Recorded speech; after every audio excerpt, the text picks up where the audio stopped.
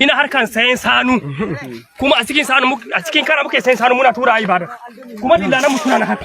hasaran da aka kama na anan kudin da na bari anan sun kai naira miliyan 3 abunda ya kone sigi wannan dakuna wallahi nan gidana kawai na rasa miliyan 10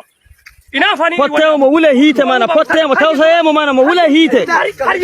mu wule hite mana fotte mu me mu kai wannan kasa tunda muke yana mun taba mu yi kiwo ta tunda muke wannan kasa mun taba tunda muke ciki wannan kasa mun taba me muka taba mu yi wannan kasa me muka taba mu yi a wannan kasa asari wannan gidan kawai na rasa mota 10 miliyan ne ku saurare ni ku ji dole ya guri wallahi tallahi kowa ya sani ya ga itilai kuma mutanen duniya sun sani idan na tsaya ka ko dole ku saurare ni kuke gani wallahi kana Allah munyu Allah kai guri ka ji mun san Allah ɗaya ne ko Allah guda ne wallahi ba na ka fara